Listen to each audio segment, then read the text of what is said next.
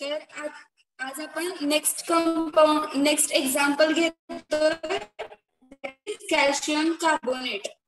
Calcium carbonate याचा formula काय आहे? CaCO3. ओके, आणि याचं मोलिक्युलर वेट आहे 100 ग्रॅम. ओके, आणि त्याच्यानंतर calcium carbonate which contain not less than 98.5% of calcium carbonate. म्हणजे बघा, जेव्हा आपण घेतो कॅल्शियम कार्बोनेट एखादं सॅम्पल तर त्याच्यामध्ये 98.5% कॅल्शियम कार्बोनेट याच्यापेक्षा कमी नसायला हवं. ओके, तेवढं ते म्हणजे प्युअर कंपाऊंड असायला पाहिजे 98.5%. त्याच्यानंतर बघा त्याचं अपीअरन्स कसं आहे? White, odourless. ओके, त्याला कुठलाही ऑर्डर नाही. त्याच्यानंतर टेस्टलेस, मायक्रोक्रिस्टलाइन पावडर आहे आणि स्टेबल. ते एअर मध्ये काय आहे? स्टेबल आहे. ते कसं कलर आहे? त्याचा व्हाईट कलर आहे, त्याला कुठलाही ऑर्डर नाही. त्याच्यानंतर ते टेस्टलेस आहे. ओके, आणि मायक्रोक्रिस्टलाइन त्याचे पावडर फॉर्म मध्ये ते प्रेझेंट असतं आणि ते इन प्रेझेन्स ऑफ एअर ते कसं आहे? स्टेबल आहे. त्याच्यानंतर बघा ते त्याची सोल्युबिलिटी, तर ते वॉटर मध्ये कसं आहे? इनसोल्युबल. मॅडम आवाज व्यवस्थित येत नाही.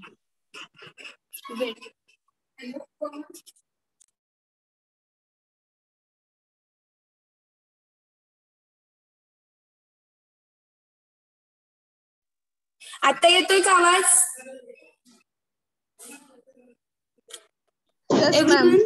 क्लिअर आहे? Yes ma'am. Okay, yes ma'am. तर बघा आज आपण कॅल्शियम कार्बोनेट बघतोय. तर त्याचा जो फॉर्म्युला आहे तर तो CaCO3 आहे. त्याच्यानंतर त्याचं आपण काय बघितलं? स्ट्रक्चर म्हणजे अपीअरन्स कसं आहे, फिजिकल प्रॉपर्टीज. ओके, तर ते कसं आहे? व्हाईट. ओके, ऑर्डरलेस, टेस्टलेस, त्याला कुठलीही टेस्ट नाही. त्याच्यानंतर मायक्रोक्रिस्टलाइन पावडर आहे ती आणि ते स्टेबल आहे इन प्रेझेन्स ऑफ एअर. एअरच्या ह्याच्यामध्ये ते कसं आहे? स्टेबल आहे. म्हणजे आपण म्हणू शकतो की रूम टेम्परेचरला ते स्टेबल आहे. त्याच्यानंतर बघा त्याची सोल्युबिलिटी, तर ते इनसोल्युबल आहे वॉटर. त्याच्यानंतर but it's solubility is increased by the presence of ammonium salt और द कार्बन डायऑक्साइड. तर ते कसं आहे? त्याची सोल्युबिलिटी जी आहे तर ती इन्क्रीज करू शकतो. कसं? By the presence of ammonium salt और कार्बन डायऑक्साइड. बघा त्याची रिएक्शन दिलेली आहे CaCO3 ची, वॉटर आणि CO2. ओके, CO2 प्रेझेंट असेल तर त्याची सोल्युबिलिटी कशी आहे? तर ती वाढणार आहे. Solubility of calcium carbonate increases. का वाढते? Due to formation of calcium bicarbonate. Bicarbonate form झाले तर जेव्हा आपण वॉटर आणि CO2 सोबत त्याची रिएक्शन करतो, कॅल्शियम कार्बोनेट जेव्हा त्याच्यामध्ये वॉटर म्हणजेच H2O आणि कार्बन डायऑक्साइड म्हणजेच CO2 जेव्हा त्याच्यामध्ये ऍड करतो तर त्याचं कन्व्हर्जन होते कॅल्शियम बायकार्बोनेट मध्ये. ओके, त्याच्यानंतर बघा सोल्युबिलिटी ऑफ कॅल्शियम कार्बोनेट ती काय होते? इन्क्रीज होते. कशी? Due to formation of calcium bicarbonate. जेव्हा कॅल्शियम बायकार्बोनेट फॉर्म होईल तर तेव्हा ती काय होणार? सोल्युबिलिटी इन्क्रीज होणार. आणि त्याच्यानंतर बघा ते कसं इनसोल्युबल आहे कशामध्ये? अल्कोहोलमध्ये. And dissolves with the evaluation of carbon dioxide in dilute acid. बघा ते डिझॉल्व्स कशात होते? With the evaluation of carbon dioxide in dilute acid. Dilute acid मध्ये ते कसं आहे? डिझॉल्व्ह होत आहे विथ कार्बन डायऑक्साइड त्याच्यातून इव्हॉल्व्ह होत आहे, रिलीज होते. Okay, the gastric hydrochloric acid consumes solubilised calcium carbonate. Calcium carbonate काय करते? प्रोड्यूस करते कॉन्स्टिपेटिव्ह इफेक्ट. ओके, तर ह्याचा जो इफेक्ट आहे कॅल्शियम कार्बोनेटचा तर तो काय आहे? कॉन्स्टिपेटिव्ह इफेक्ट ते प्रोड्यूस करते. त्याच्यामुळे म्हणजे जेव्हा कॅल्शियम कार्बोनेट घेतलं जातं तर काय प्रॉब्लेम होतो? कॉन्स्टिपेशनचा प्रॉब्लेम होतो. So it is given in combination with magnesium antacid. त्याच्यामुळे ते कॉम्बिनेशन मध्ये दिले जातात. कशाच्या? मॅग्नेशियम अँटासिडच्या. It is rapid acting. बघा त्याची प्रोसेस जी आहे म्हणजे त्याची ऍक्शन जी आहे तर ती कशी आहे? रॅपिड आहे, फास्ट आहे अँड नॉन सिस्टमिक अँटासिड आहे ती. बघा calcium carbonate gives the reaction characteristics of calcium and carbonate. बघा जेव्हा रिएक्शन होते तर त्याचं काय? कॅल्शियम आणि कार्बोनेट सोबत जी रिएक्शन बघितली तेच सांगितले परत. त्याच्यानंतर युजेस युजेस काय बघा calcium carbonate. Calcium carbonate is used as antacid. हे काय आहे अँटासिड आहे. आपण अँटासिडच्या कॅटेगरीमध्ये बघतो. It relieves the pain of gastric और डिओडेनल अल्सर. तर ते काय रिलीव्ह करतात गॅस्ट्रिक आणि डिओडेनल अल्सरचे फॉर्म होतात. बघा मागच्या लेक्चरला तुम्हाला आठवते का मी सांगितलं होतं जेव्हा गॅस्ट्रिक ऍसिड ओके ते जास्त प्रमाणात जेव्हा रिलीज होतं तर तिथं काय होतात अल्सर फॉर्म होतात. ओके तर म्हणजे जास्त दिवसांनी कंटिन्यू तशीच प्रोसेस राहिली तर जर एक्सेस अमाउंट मध्ये गॅस्ट्रिक ऍसिड सिक्रेट झालं तर तिथं काय होतं अल्सर फॉर्म. ओके त्याच्या टाईपनुसार गॅस्ट्रिक आणि डिओडेनल तर हे जे कॅल्शियम कार्बोनेट आहे तर ते काय करते रिलीफ पेन करते कशामध्ये तर गॅस्ट्रिक आणि डिओडेनल अल्सर. त्या केसमध्ये हे कॅल्शियम कार्बोनेट यूज केलं जातं. It is used in chalk and in the treatment of diarrhoea. बघा हे डायरिया मध्ये सुद्धा हे यूज केलं जातं. तर डायरिया तुम्हाला माहित असेल डायरिया म्हणजे त्याच्यानंतर आपण म्हणतो काही डिहायड्रेशन. ओके तर it is also used as a polishing agent in food powders. तर फूड पावडर्स मध्ये हे जे आहे कॅल्शियम कार्बोनेट तर ते पॉलिशिंग एजंट म्हणून यूज केले जातं. A preparation of native calcium carbonate is used in homeopathic medicine. बघा कुठलं प्रिपरेशन यूज केलं जातं कॅल्शियम कार्बोनेटचं नेटिव्ह. ओके तर नेटिव्ह कॅल्शियम कार्बोनेट हे यूज केलं जातं in the homeopathic medicine. Homeopathic medicine त्याच्यानंतर बघा त्याची स्टोरेज कंडिशन तर ते कुठं स्टोअर केलं पाहिजे बघा. Store in well closed air tight container. बोला तुमचा आवाज क्लिअर येत नाही. अजून येत नाही क्लिअर. सगळ्यांनाच हा प्रॉब्लेम होतो का? हा मॅम. Yes ma'am.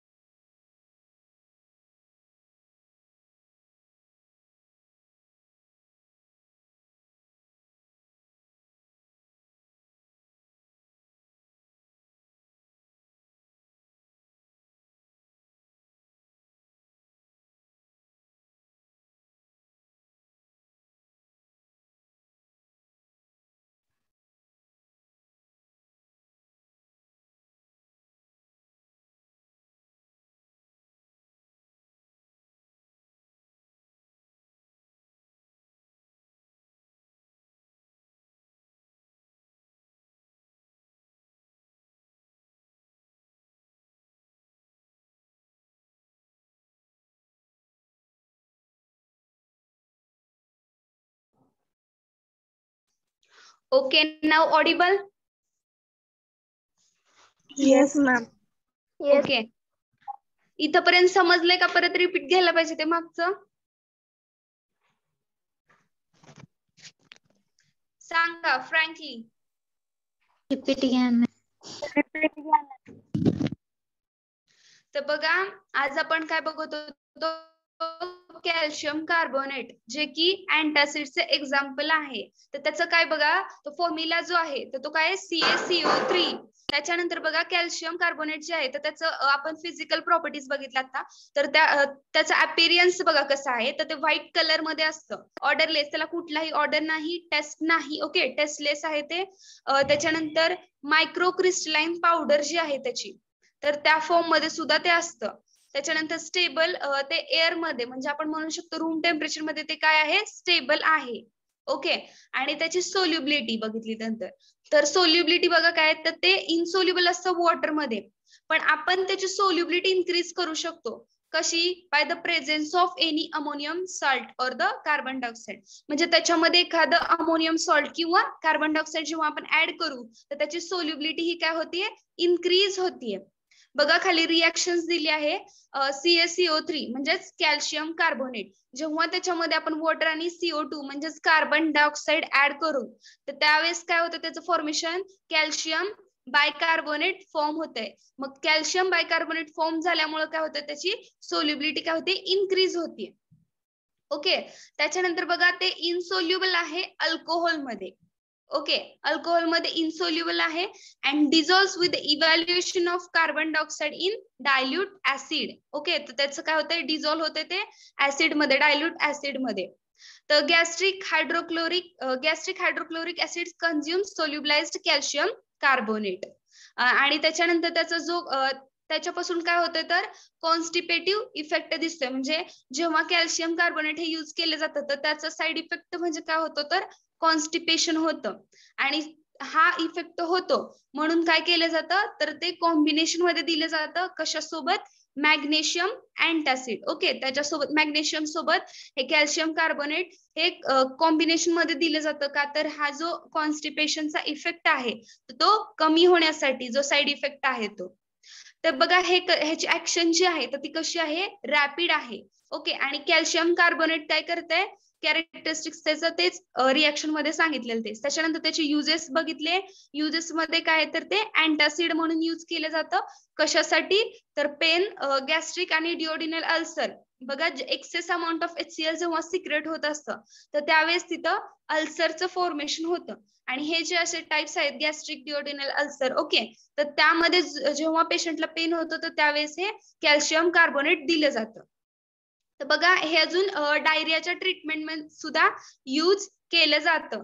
आणि हे अजून कशामध्ये म्हणलं तर पॉलिशिंग एजंट म्हणून टूथ पावडर जी आहे, ओके, टूथ पावडर्स असतात बघा, तर त्याच्यामध्ये हे polishing agent, as a polishing agent म्हणून कॅल्शियम कार्बोनेट यूज केलं जातं.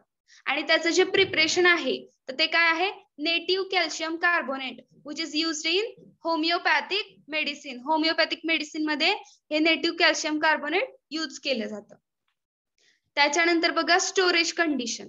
तर त्याची स्टोरेज कशी असायला पाहिजे तर ते स्टोअर कुठे केलं जातं, वेल क्लोज्ड एअरटाईट कंटेनर मध्ये. ओके, तर ते एका एअरटाईट कंटेनर, ओके, त्याच्यामध्ये ते स्टोअर करायला पाहिजे. का तर दुसरा त्याच्यावरती काही साईड इफेक्ट त्याच्यावरती जो काही ऍटमॉस्फिअरचा वगैरे इफेक्ट आहे तर तो होऊ नये. त्याच्यामुळे हे स्टोअर कुठं करायला पाहिजे तर वेल क्लोज्ड एअरटाईट कंटेनर. ते कंटेनर आपण रूम टेम्परेचरला ठेवलं तरी चालतं. त्याच्यानंतर बघा इनकम्पॅटेबिलिटी. तर ते इनकम्पॅटेबल कशासोबत आहे, म्हणजे त्याच्यासोबत इनकम्पॅटेबिलिटी म्हणजे काय तर ते एखाद्या ह्याच्यासोबत आपण देऊ शकत नाही. ओके, त्या दोन्ही मध्ये रिॲक्शन होते, असं काही गोष्टी होतात, ते कम्पॅटेबल नाही त्या गोष्टीसोबत. तर बघा त्याची इनकम्पॅटेबिलिटी टेट्रासायक्लिन सोबत ते काय आहे, इनकम्पॅटेबल आहे. आता टेट्रासायक्लिन हा एक ड्रग आहे तर त्याच्यासोबत हे आपण देऊ नाही शकत. Administration of large dose of calcium carbonate with large amount of milk can cause milk alkali syndrome. बघा हा मिल्क अल्कली सिंड्रोम आहे तर तो कधी होतो, जेव्हा लार्ज डोस आपण कॅल्शियम कार्बोनेटचा दिला with large amount of milk सोबत. तर हे जेव्हा एक्सेस अमाउंट मध्ये दिलं तर ते काय होतं, तिथं मिल्क अल्कली सिंड्रोम होतो.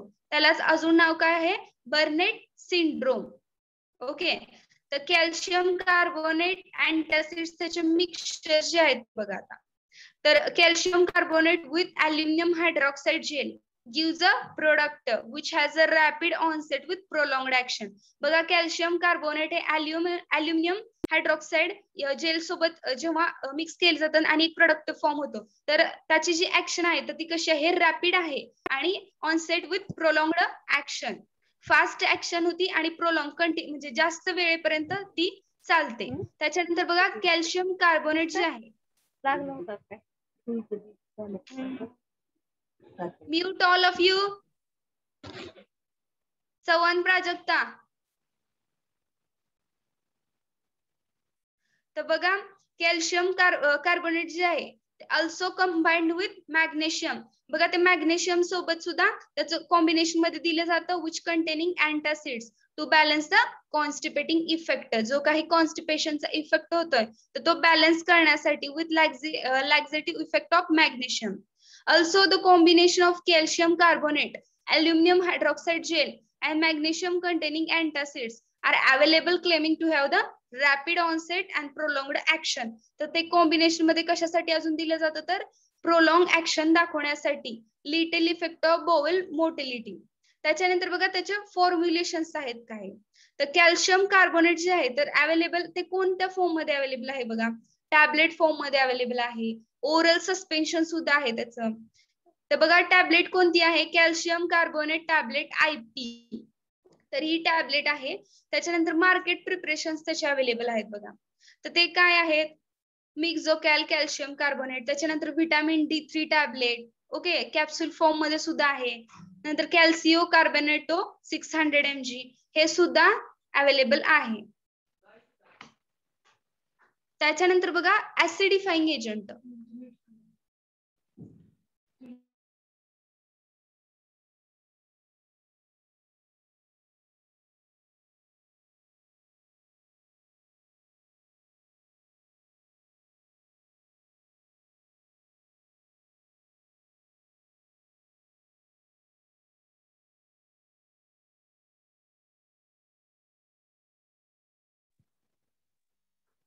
ओके, तर नेक्स्ट आहे ऍसिडिफाईंग एजंट. आता बघा आपण आता बघितले अँटासिड्स, आता नेक्स्ट आहे ते ऍसिडिफाईंग एजंट. ऍक्लोरहायड्रिया. आता ऍक्लोरहायड्रिया काय असतं बघा, it is a condition in which there is absence of hydrochloric acid in gastric secretions. बघा आपण आता काय बघितलं होतं की गॅस्ट्रिक सिक्रेशन एक्सेस झाल्यानंतर काय होतं, ओके, त्याच्यासाठी अँटासिड्स दिले जातात. पण आता हे जे आहे ऍसिडिफाईंग एजंट त्याच्या अपोजिट, तर ते कधी यूज केले जातात ते पण आपल्याला माहित असायला पाहिजे. तर ऍक्लोरहायड्रिया काय असतं बघा, ऍक्लोरहायड्रिया मध्ये काय असतं, अब्सेन्स ऑफ हायड्रोक्लोरिक ऍसिड, म्हणजे तिथे जे HCl आहे तर ते कसं असतं, अब्सेन्स असतं, कमी असतं, म्हणजे ओके अब्सेंटच असतं. And this condition is non as gastric हायपो acidity. हायपो म्हणजे काय, कमी, ऍसिडिटी म्हणजे ऍसिडिटी, ओके. तर हायपो ऍसिडिटी म्हणजे जे काही HCl आहे तर त्याचं सिक्रेशन काय असतं, कमी असतं, म्हणजे आपली जी नॉर्मल लेवलमध्ये जे सिक्रेट व्हायला पाहिजे त्याच्यापेक्षा कमी असतं. तर त्याच्यानंतर बघा gastric hydrochloric acid kills the bacteria in ingested food. जे काही आपलं HCl जे रिलीज होत असतं तर ते काय करत असतं, बॅक्टेरिया जो समजा आता आपण जे इंजेक्ट केलेलं फूड, ओके, फूड इंटेक केलं, त्याच्यामध्ये जर अनफॉर्च्युनेटली एखादा बॅक्टेरिया आला तर तो हे करण्याचं, किल करण्याचं काम हे गॅस्ट्रिक हायड्रोक्लोरिक ऍसिड करत असतं, okay. And it's oftenly fibrous food and promote the formation of proteolytic enzyme, okay. आणि त्याचं अजून काय फंक्शन आहे तर जी काही प्रोटिओलायटिक एन्झाईम आहे, ओके, पेप्सिन, तर ते प्रोमोट करण्यासाठी त्याची ऍक्टिव्हिटी जी काही आहे तर ती प्रोमोट करण्यासाठी त्याचं फॉर्मेशन त्यांना महत्वाचं. तर ते फॉर्मेशन काय करतं, तर हे हायड्रोक्लोरिक ऍसिड आहे तर ते हे मेन वर्क करतं. त्याच्यानंतर बघा the pepsin is formed from the pepsinogen. बघा पेप्सिन ही जी एन्झाईम आहे तर ती कशापासून फॉर्म होते, pepsinogen. when the pH of gastric content drops below the 6, okay, that is when acidic only, thus the absence or of a insufficient amount of hydrochloric acid in gastric secretion causes the gastrointestinal disturbance. बघा त्या ज्या ह्याचा आपला जो pH आहे gastric pH तो कधी change होतो, जेव्हा ऍसिडचं प्रोडक्शन कमी झाल्यानंतर, ओके. ऍसिडचं प्रोडक्शन कमी झाल्यानंतर pH कसा होणार आहे, बेसिक होणार आहे, ओके. तर जेव्हा तो बेसिक होतो, ओके, म्हणजे असा चेंज होतो गॅस्ट्रिक pH, तर त्यावेळेस काय होत असतं, गॅस्ट्रोइंटेस्टायनल डिस्टर्बन्सेस येत असतात, ओके. आता हे जे ऍसिडिफाईंग एजंट आहेत तर ते कधी दिले जातात, तर जेव्हा आपला गॅस्ट्रिक pH जो आहे तर तो वाढलेला असेल, म्हणजे कसं झालेला असेल, बेसिक, म्हणजे तिथे ऍसिडिटी कमी आहे, म्हणजे तिथं कसं असणार आहे, बेसिक असणार आहे. समजतंय का काय म्हणते मी? Yes ma'am. ओके, तर बघा सगळ्यांना समजतंय ना एका? Yes ma'am. ओके, तर बघा इन ऍक्लोरहायड्रिया, तर ऍक्लोरहायड्रिया मध्ये काय होत असतं, there is inadequate formation of pepsin which leading to lack of proteolytic activity due to which the intrinsic factor and protein necessary. म्हणजे बघा आता ती पूर्ण जी पेप्सिनची ऍक्टिव्हिटी आहे तर ती कशी होणार, डिस्टर्ब होणार. The protein necessary to carry the vitamin B12 across the intestinal wall is not formed in the sufficient amount. बघा ती डिस्टर्ब झाले पूर्ण. आणि thus achlorhydria leads to lack of intrinsic factor and which causes the pernicious anaemia. त्यामुळे काय होणार आहे, तर पर्निसिस ॲनेमिया होणार आहे. त्याचे जे आता प्रत्येक डिसीजचे सिम्पटम्स असतात. सिम्पटम काय आहे, माइल्ड डायरिया, इपिगॅस्ट्रिक पेन, त्याच्यानंतर sensitivity to the spicy food, spices food त्या पेशंटला खाऊ वाटत नाही. In the treatment of such symptom caused due to the achlorhydria, dilute hydrochloric acid has been used. मग अशा केसमध्ये ऍसिडिफाईंग एजंट यूज केले जातात का, तर तिथली आपल्याला काय करायचे, ऍसिडिटी मेंटेन ठेवायची आहे. त्याच्यामुळे इथं काय केलं जातं, तर डायल्यूट हायड्रोक्लोरिक ऍसिड यूज केलं जातं. ओके, डायल्यूट हे इम्पॉर्टंट आहे. तर बघा आपल्याला तेच बघायचं आहे, डायल्यूट हायड्रोक्लोरिक ऍसिड. तर डायल्यूट हायड्रोक्लोरिक ऍसिड आहे, तर त्याच्यामध्ये बघा काय असतं, कंटेन द 10% ऑफ HCl. त्याच्यामध्ये टोटल 100% पैकी, आता समजा 50 ml आहे, तर सॉरी 100 ml आहे, तर त्यातलं 10 ml काय असणार आहे, तर ते HCl असणार आहे. Okay, pure. आणि जे बाकीचं आहे तर ते कसं केलं, हे डायल्यूट केलेलं आहे. जे 90 ml आहे ते म्हणजे वॉटर सोबत. Okay, it is prepared by diluting hydrochloric acid with a purified water. बघा प्युरिफाईड वॉटर सोबत ते काय केलं जातं, डायल्यूट केलं जातं. तर इथे एक एक्झाम्पल दिले बघा, 274 ग्रॅम हायड्रोक्लोरिक ऍसिड हे किती 726 ग्रॅम ml वॉटर मध्ये. ओके, इथं ग्रॅम झालं, ml आहे ते वॉटर मध्ये. तर त्याचे युजेस बघा काय आहेत, तर डायल्यूट हायड्रोक्लोरिक ऍसिड जे आहे तर ते यूज केलं जातं कशासाठी, ट्रीटमेंट ऑफ ऍक्लोरहायड्रिया. ओके, आणि जो डोस आहे याचा डायल्यूट हायड्रोक्लोरिक ऍसिडचा, तर तो किती आहे, 2 to 5 ml diluted to the 200 to 250 ml of cold water. तर बघा 2 ते 5 ml डायल्यूट हे हायड्रोक्लोरिक ऍसिड घेतलं जातं, ते डायल्यूट केलं जातं किती, 200 ते 250 ml च्या वॉटरमध्ये, वॉटर सोबत. In order to avoid exposure of dental enamel to hydrochloric acid, drinking through the straw is recommended. बघा या डायल्यूट हायड्रोक्लोरिक ऍसिड मुळे काय होत असतं, आपल्या जे काही डेंटल प्रॉब्लेम्स येतात, ओके, डेंटल इनामेल्स मध्ये प्रॉब्लेम होतो, तर तो अवॉइड करण्यासाठी आपल्याला स्ट्रॉ ही यूज करायला लागते जेव्हा हे घेतो डायल्यूट हायड्रोक्लोरिक ऍसिड. जेव्हा ऍक्लोरहायड्रियाच्या पेशंट मध्ये दिलं जातं डायल्यूट हायड्रोक्लोरिक ऍसिड, तर तेव्हा त्यांना सांगितलं जातं की स्ट्रॉ यूज करा, का तर हे जे डेंटल इनामेल्सचे प्रॉब्लेम क्रिएट होऊ नयेत म्हणून. It is used in management of metabolic alkalosis given by the intravenous infusion and diluted with water or in suitable fusion fluid. Okay, तर ते कशासाठी अजून यूज केले जातं, तर मेटाबॉलिक अल्कोलोसिस मध्ये. ओके, ते कसं दिलं जातं मेटाबॉलिक अल्कोलोसिस मध्ये, इंट्रावेनस इन्फ्युजन दिलं जातं. ओके, इंट्रावेनस म्हणजे आपल्या वेन्स थ्रू. ओके, तर तसं ते म्हणजे दिलं जातं, फॉर एक्झाम्पल सलाईन मध्ये वगैरे.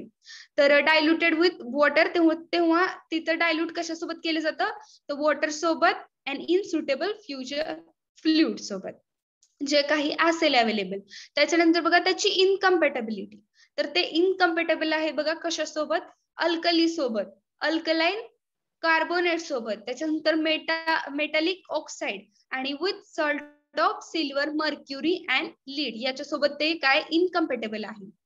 त्याच्यानंतर बघा स्टोरेज, तर ते स्टोर कुठे केलं जातं, तर ते बघा which is stored in stoppered container of glass और other inert material below the 30 degree centigrade. हे इम्पॉर्टंट आहे, महत्वाचं. बघा काय 30 डिग्री सेंटीग्रेड हे टेम्परेचर आहे, तर ते इम्पॉर्टंट आहे, ते त्या टेम्परेचरच्या बिलो ठेवलं जातं.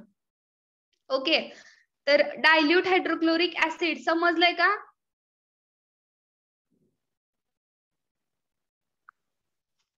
Everyone? Yes, ma'am. Yes, ma'am. समजतंय का आपलं काय चाललंय, अँटासिड्स झालेत, ऍसिडिफाईंग एजंट बघतोय आपण. ऍसिडिफाईंग एजंट कशासाठी यूज केले जातात, anyone?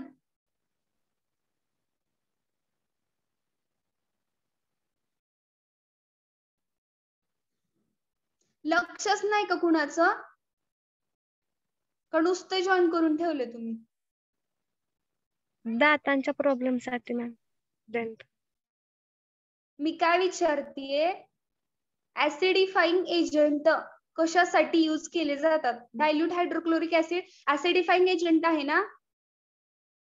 Yes ma'am. Yes ma'am. मग कशासाठी यूज केला जातो तो? Treatment of achlorhydria. बर, अॅक्लोरहायड्रिया हा कधी होतो? तुमचं काही लक्षच नाही मला वाटतं, इतका वेळ मी सांगतेय. ऍसिडिफाईंग एजंट कशासाठी यूज केले जातात हेच तुम्हाला अजून कळेल नाही का? एव्हरीवन, कुणालाच येत नाहीये का? बॅक्टेरिया किल करण्यासाठी. मी काय सांगितलं? Absence of hydrochloric acid in the gastric secretion. काय काय? अजून एकदा सांग. Absence of hydrochloric acid in gastric secretion. हा, हे पाहिजे, हे एक्सपेक्ट होत आन्सर. आणि तुम्ही सांगताय काय, जेव्हा हायड्रोक्लोर, आता आपण कसं बघितलं, अँटासिड्स कधी यूज केले जातात? जेव्हा एक्सेस झालेलं असतं, ओके, तेव्हा अँटासिड्स यूज केले जातात. आणि ऍसिडिफाईंग एजंट हे आहेत, तर त्याच्या नावातच आहे ना ऍसिडिफाईंग, तर आपल्याला तिथली ऍसिडिटी वाढवायची, म्हणजे तिथली कमी झालेली असणार ना, हायड्रोक्लोरिक ऍसिड तिथलं कमी झालेलं असणार. ओके, समजतंय का? Yes ma'am. सगळ्यांना म्हणते मी. Yes ma'am. इकडे शिकवते आणि कुणाचंच लक्ष नाहीये का?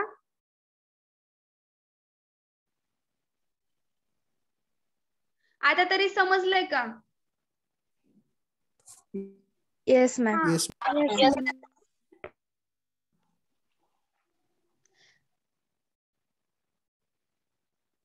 बिस्किटे अनुजा. Yes ma'am. हा, ऍसिडिफाईंग एजंट कशासाठी यूज केले जातात?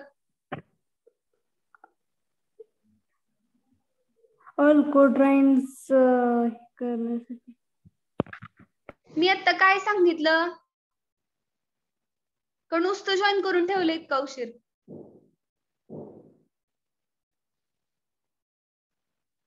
बिस्किटे अनुजा. Yes ma'am. कशासाठी यूज केले जातात ऍसिडिफाईंग एजंट? अब्सेन्स करण्यासाठी. काय? अल्कोड्राइन्स अब्सेन्स करण्यासाठी. काय सांगतोय तुम्हाला तरी समजतंय का? मी सिंपल क्वेश्चन विचारलाय, आता सुद्धा ते सांगितलेलं आहे. आता एका स्टुडंटनी ऍसिडिफाईंग एजंट कशासाठी यूज केले जातात, एवढी समोर स्लाइड आहे, तरी पण तुम्हाला सांगायचं समजत नाही म्हणल्यावर काय उपयोग आहे? का फक्त सगळे असेच आहे, सगळे फक्त जॉईन करून ठेवले का? देशमुख आदित्य. देशमुख आदित्य. Yes ma'am. हा, ऍसिडिफाईंग एजंट कशासाठी यूज केले जातात? Acidify when absent of hydrochloric acid in gastric secretion is there, then acidify agent is used.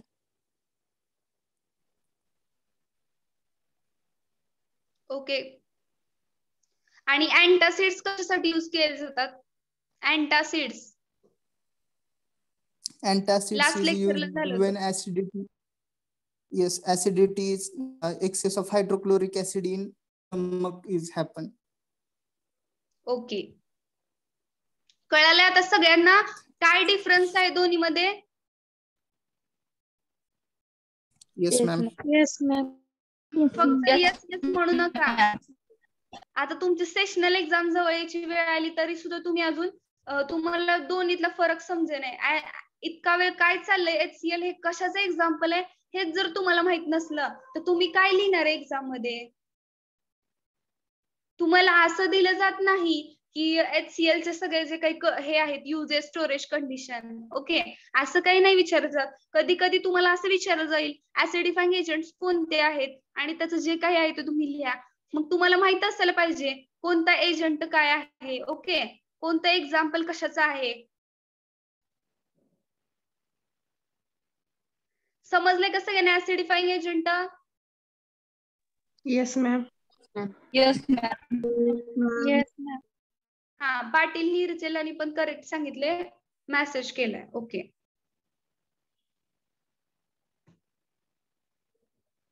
अटकारे Tanishka.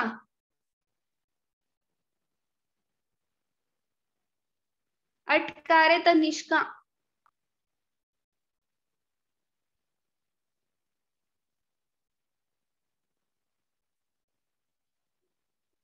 Sasane Anuradh. हाँ ma'am. What is acidifying agent? Acidifying agent काय असतात? Hydrochloric acid in the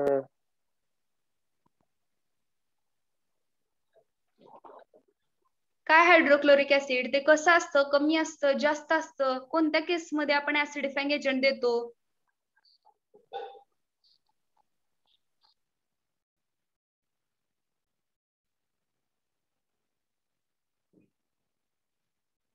का mic mute केलं तुम्ही ससाने? आता इतका वेळ डिस्कशन कशाचं झालं? acidifying agents ma'am. हा, मग काय असतात ऍसिडिफाईंग? कधी यूज केले जातात ऍसिडिफाईंग एजंट? समोर स्लाइड आहे.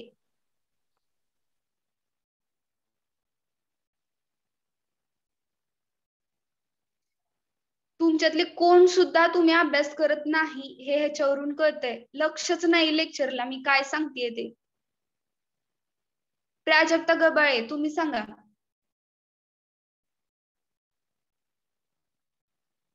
प्राजक्ता गबाळे. हा मॅडम. ऍसिडिफाईंग एजंट काय असतात?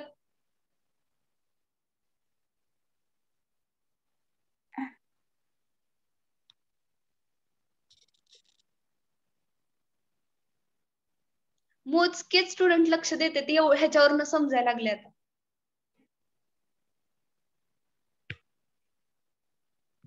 Prajakta Gabale, what acidifying agent means what?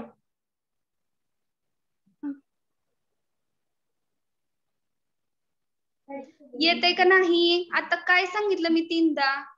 Acidifying agent म्हणजे काय असतात? आपल्या पोर्टल मधून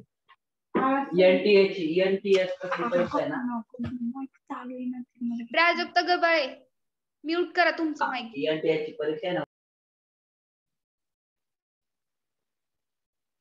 गुंड साक्षी. गुंड साक्षी. Yes ma'am. हा, ऍसिडिफाईंग एजंट म्हणजे काय? acidifying agents, calcium chloride, ammonium. मी काय विचारतेय? ऍसिडिफाईंग एजंट म्हणजे काय? त्याच्यामध्ये HCl एक्सेस झालेलं असतं का कमी झालेलं असतं?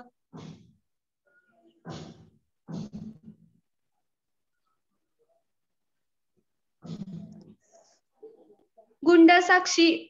Yes ma'am. हा, कॅल्शियम कार्बोनेट हे ऍसिडिफाईंग एजंट आहे का? No ma'am. हा, मग तुम्ही काय सांगत होता आता? ते काय आहे? हा, कॅल्शियम कार्बोनेट काय आहे? कोणती Acidifying कॅटेगरी आहे agents त्याची? are buffering agents.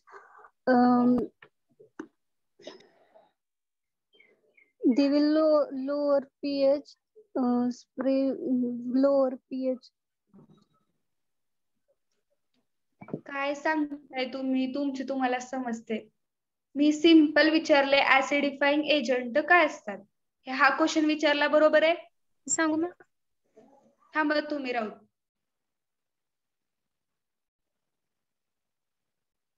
असं म्हणल्यावर एक्झाम मध्ये काय करणार आहे सगळे काय माहिती. हा, कलुबर में प्राची.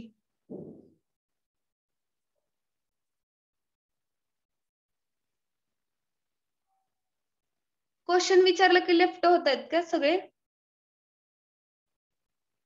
जाधव रुक्मिणी. जाधव रुक्मिणी. Yes ma'am. हा, ऍसिडिफाईंग एजंट काय असतात?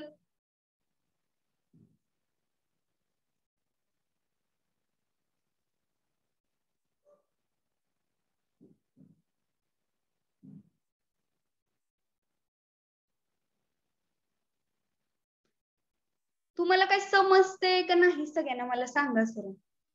मॅम ऍसिडिफाईंग एजंट समजले का नाही?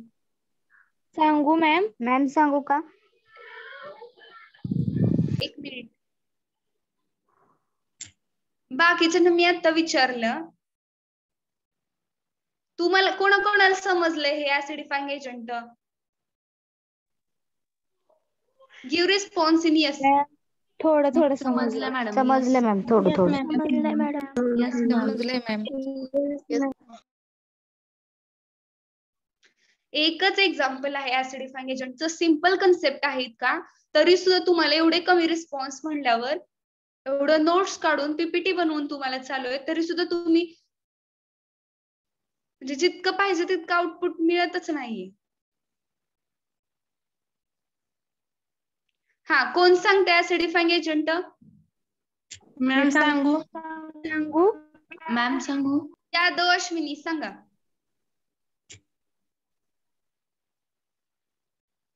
Acidifying agent is hydrochloric acid in the gastric secretion.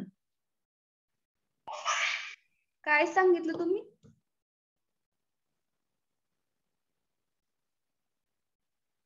आता मी एकदा सांगते, सगळ्यांनी लक्ष द्या. ऍसिडिफाईंग एजंट काय असते ते. ऍक्लोरहायड्रिया बघा, ऍक्लोरहायड्रियाच्या कंडिशन मध्ये हे ऍसिडिफाईंग एजंट यूज केले जातात. हे तर क्लिअर झालंय. आता ऍक्लोरहायड्रिया म्हणजे काय असतं, तर जिथे absence of hydrochloric acid in gastric secretion. बघा, गॅस्ट्रिक सिक्रेशन्स मध्ये हे हायड्रोक्लोरिक ऍसिड आहे, तर ते कसं, ते काय अब्सेंट असतं. ओके, याला म्हणायचं ऍक्लोरहायड्रिया. आणि अशा केसमध्ये ऍसिडिफाईंग एजंट यूज केले जातात. आणि जे अँटासिड्स आहेत, जे आपण बघितलं आता कॅल्शियम कार्बोनेट, तर ते कधी यूज केले जातात, तर ते एक्सेस ऑफ, जेव्हा एक्सेस सिक्रेशन होतं हे हायड्रोक्लोरिक ऍसिडचं, तर तेव्हा ते अँटासिड्स यूज केले जातात. आणि ऍसिडिफाईंग जेव्हा अब्सेन्स असतं, तर तेव्हा यूज केले जातात. आता क्लिअरली मी जसं सांगितलं, कोण सांगते?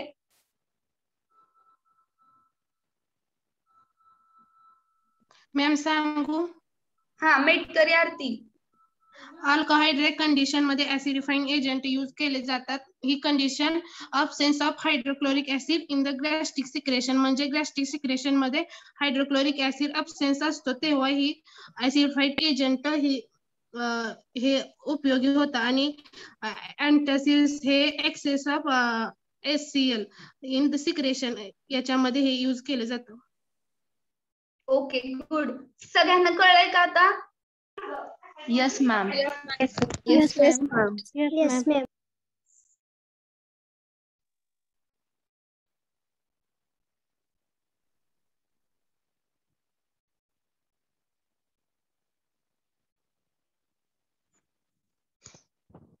याचं एक्झाम्पल आपण बघितलं होतं, hydrochloric acid.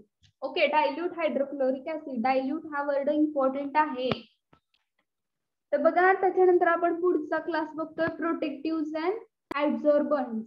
Okay, protective and adsorbents म्हणून काय यूज केले जातात, तर ते आपण बघणार आहोत. तर प्रोटेक्टिव्ह बघा, त्याचा अजून क्लासिफाय होता, म्हणजे ते अजून 2 टाइप्स मध्ये होतात, एक्सटर्नल प्रोटेक्टिव्ह आणि इंटरनल प्रोटेक्टिव्ह. हे 2 टाइप्स होतात बघा. The protectives which is intended for the use in the gastrointestinal tract are internal protectives and is expected to cover or creators, okay, creators of ulcer and other lesions of gastrointestinal tract. बघा, हे जे protectives आहेत, तर ते हे जे ulcers form होतात, तर त्याला कव्हर करण्यासाठी. ओके, बघा, जेव्हा ते अल्सर फॉर्म होतात आणि त्याचा दुसऱ्या ह्याच्यासोबत कॉन्टॅक्ट होतो, तर ते त्यामध्ये काय होतं, तर पेन होतो. ओके, तर त्याच्यावरती जे प्रोटेक्टिव्ह कव्हरिंग तयार करण्याचं काम कोण करते? प्रोटेक्टिव्ह करतात. ओके, अल्सर्स आणि जे काही समजा आता पूर्ण आपल्या गॅस्ट्रोइंटेस्टाइनल लेशन ट्रॅक मध्ये जेव्हा एखादं लेशन झालेलं असेल बघा, म्हणजे एखादी इंजुरी, तर त्यावेळेस हे प्रोटेक्टिव्ह यूज केले जातात. Protective compounds must have the following important properties. बघा त्याच्यामध्ये कुठल्या प्रॉपर्टीज असायला पाहिजे. ओके, तर ते कसे पाहिजेत, इनसोल्युबल पाहिजेत. बघा ते जर सोल्युबल झाले तर त्याचं प्रोटेक्टिव्ह कव्हरिंग राहणार आहे का वरती, नाही. त्याच्यामुळे ते कसे पाहिजे, इनसोल्युबल पाहिजे. स्टेट ऑफ डिव्हिजन म्हणजे ऍडसॉर्बंट ऍक्शन पाहिजे त्याची. ओके, डिव्हिजन तिथं व्हायला पाहिजे. त्याच्यानंतर केमिकल इनर्टनेस म्हणजे दुसऱ्या कशासोबत त्याची रिॲक्शन व्हायला नाही पाहिजे. Protective must be insoluble in the body fluid, जे काही बॉडी फ्लुइड्स आहेत आपले, ओके, बॉडीमध्ये असतात, तर ते तिथे ते कसं पाहिजे, इनसोल्युबल पाहिजे. त्याच्यानंतर which it comes in contact. Okay, if the compound dissolves there can be no protective action. Some protective dissolve to a very limited extent producing an antibacterial, germicidal and astringent action. बघा काही protective असतात जे dissolve सुद्धा होतात एका specific certain limit पर्यंत, आणि त्याची ऍक्शन काय असते तर अँटीबॅक्टेरियल, जर्मिसायडल आणि ऍस्ट्रिंजंट ऍक्शन असते.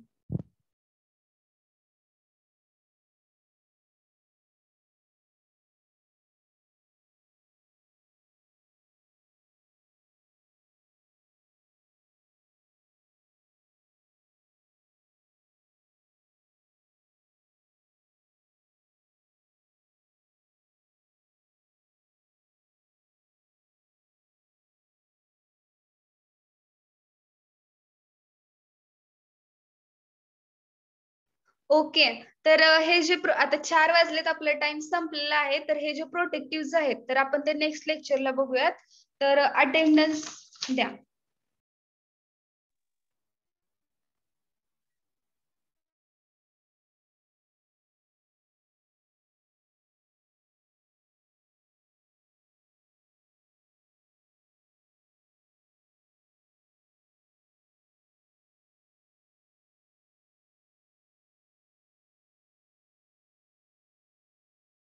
तर मला यातलं सांगा फक्त कोण कोण प्रेझेंट असेल तर 21, 24, 25, 34, 43, 44 यातलं कोण अब्सेंट आहे का,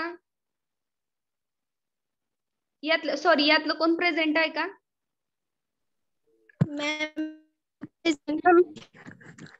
रोल नंबर 2 म्हणलं का मी? रोल नंबर 21, 24, 25, 34, 43 आणि 44 यातलं कोण प्रेझेंट आहे का?